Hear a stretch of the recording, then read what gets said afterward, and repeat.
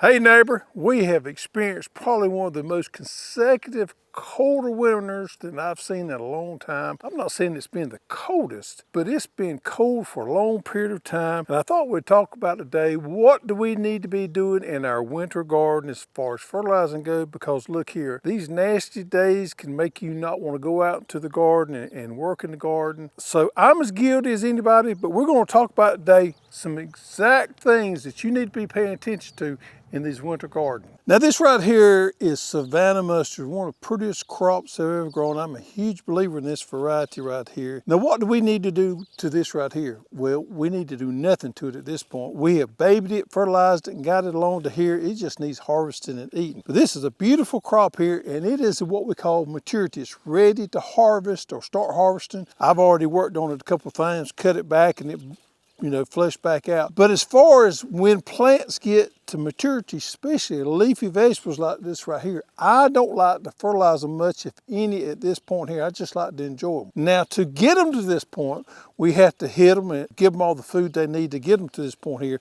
But when most of my leafy vegetables get to the point of maturity and harvest, I like to kind of wean them off fertilizer. I don't like to have my leafy vegetables really hopped up with nitrogen, because sometimes that can cause stomach irritations with greens. If you've ever eaten greens and had a stomach ache afterwards, a lot of times, especially these store-bought greens, will be loaded up with nitrogen. It can cause that effect here. So my point is, when they get to this point here and they look nice and healthy as these do right here, nothing. I don't do any fertilizer to them at this point. We're just going to enjoy them. Try to give them away to our neighbors. Try to find somebody to help you eat them all, because there's a lot in this little bit of row here. But when I get them to this point here, I don't hardly do anything except keep them watered good. With this cold weather we've been having, our tendency is just to let everything go. But it's so important to keep our plants fed well, even though they're not putting on a lot of top growth here. And we're going to talk about onions in just a minute here. We look at these plants and we say, they're just not doing anything, so I don't need to fertilize. Well, that is a common misconception. These beets right here, carrots and other things like that, these root crops, even though they look like they're not growing much on top of the cold weather, the root system there and the root is continuing to grow. And we need to make sure that we give them plenty of fertilizer,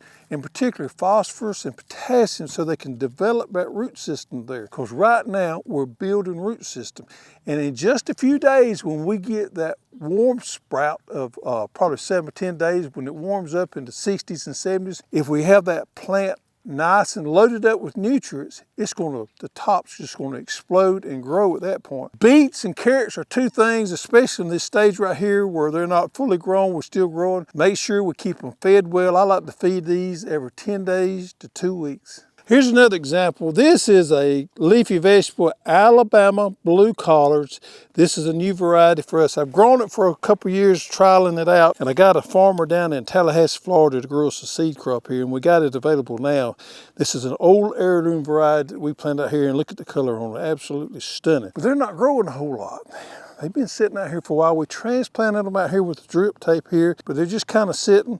Now we see in the top there's some growth there that's just ready to explode, but the weather has just not allowed that to happen. However, it's still important to keep that plant fed, there again, just like the beets. So when we do get those first few days, it's going to pull out of there and it's going to put on a lot of new growth there. I'll tell you what I'm going to do. I'm going to sacrifice one right here, and let's just look at the root system on it.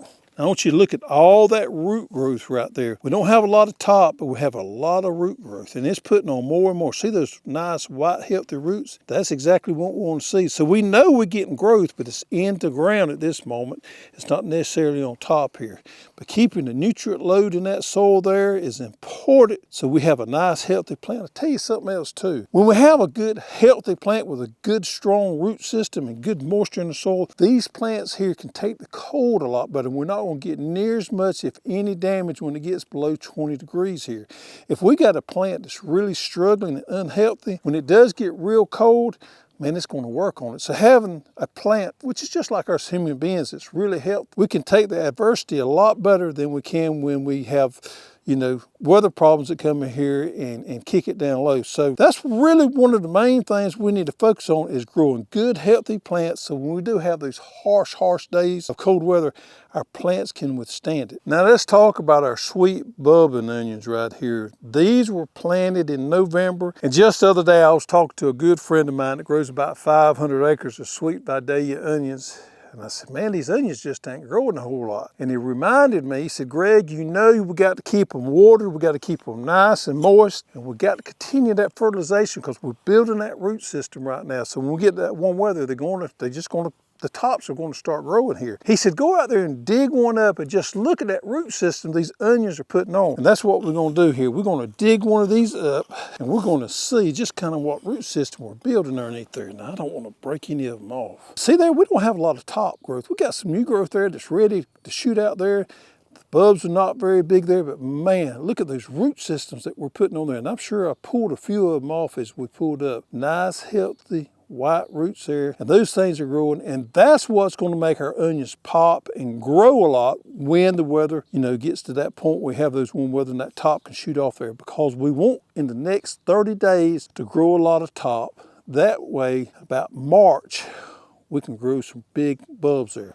But that's a really good looking onion plant, although it doesn't have a lot of top growth on it now. And I was complaining to him about our top growth. We just don't seem to have as much this year as we've had in the past. And he said, yeah, I agree with you, but we're going to make up for that just as soon as that weather turns around, if we got a nice, healthy plant when that happens. But you're probably in the same situation as I am. We have drained our irrigation system in the garden. We've wrapped everything up because we don't want these pipes to freeze. A lot of these exposed irrigation lines are just notorious for busting when we get those 20-degree days. And we've had a lot of those.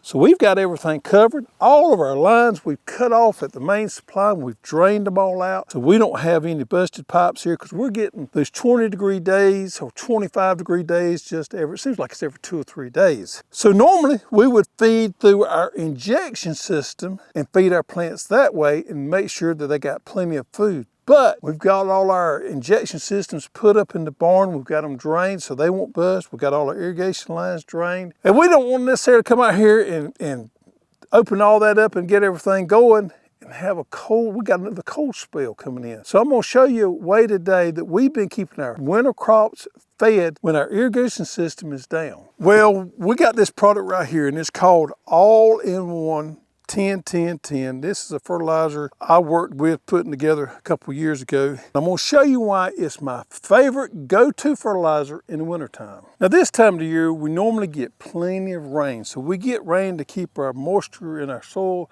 at adequate levels. If it does turn off a little bit dry, you want to make sure somehow or another overhead irrigation or turn your drip back on. You want to make sure that you got really good moisture in your soils. To protect those plants, they need that in the soils there. If they get just a little bit dry, that's going to cause those plants to get a lot of damage when it turns off cold. So adequate moisture levels in the soils this time of the year is really important, even though we may not think so. So let's talk about fertilizers. When we're using a winter fertilizer in our irrigation systems off-road, we just need to go out there and do a quick feeding right here. We can use a granular product such as the 10-10-10 all-in-one. Now, a granular product is something we put on top of the ground for the most part. We side dress with it, and when the water hits it, it disperses. It disintegrates and it becomes available to the plant. Now, this all-in-one right here is called all-in-one for a couple of reasons there. You see each one of those preels right there? Each one of those preels have a little bit of everything in that. It's not separated out. If you've ever opened up a bag of fertilizer and you had really small particles down at the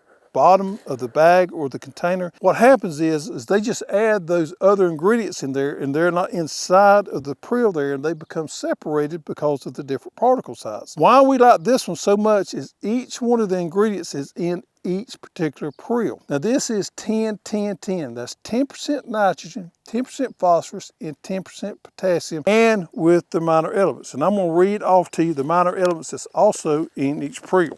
And that would be calcium at 3%, magnesium at 2%, sulfur 12%, boron, magnesium, and zinc. So it has all those minor elements plus the major elements in this preel right here, so we can do an entire feeding with this one product. Now, another reason I like this particular product is it has 2 sources of nitrogen, and nitrogen being that first number in the 10-10-10. It has ammoniacal and nitrate nitrogen as the nitrogen source here. That's important because our plants and our soils react differently to different forms of nitrogen. So we're giving them 2 different ones so that our plants can be fed basically 2 different ways, and our soils can convert these over in 2 different ways. If we're just using one source of nitrogen, we just get one mode of action through there. So a combination of the ammoniacal and the nitrate in here is a great way to feed the plants from a nitrogen source. Now your rate on this 10-10-10 is going to be 1 cup per every 5 foot of row here. So this is 4 ounces. So 3 of these cups here, right here, we'll put in 5 foot of row. Now you could put it all on one side, but make sure you get away from that plant right there, kind of sprinkle it in, and you could come up the other side if you want to. That's generally probably best. A lot of time we have a tendency just to side dress on one side, but doing it on both sides is probably the best way to do it. All my plants that I got actively growing, such as my collards and my onions, I want to keep fertilized with a product like this right here every 10 to 14 days. And when that weather turns around, we're going to get a boost, a flush of new growth there, where plants are going to be nice and healthy and growing. Plus, they're going to be resilient when we get that cold weather. Now, we're not the only ones that got a product like this right here, but I encourage you, if you look at your fertilizer, your granular products to feed your winter crops, you get something that's got the minor elements in it. You get you a good balanced fertilizer such as the 10-10-10. And I like the products that's got them all inside one prill so they don't separate out, so I can get really even coverage. Don't fall into the trap of trying to use an organic fertilizer this time of year in this cold weather here. I am not aware of a well-balanced organic fertilizer that will work in cold soils and this type of weather we've been having the last few days. So even so, we're having some of this bad weather and we don't necessarily want to get out in the garden. Pay attention to your fertility in your crops here. I think you're going to find that they weather the storm a lot better. Make sure you got adequate moisture there. And next thing you know, we're going to be having some pretty weather. These plants are going to flush out and we're going to be proud of our garden.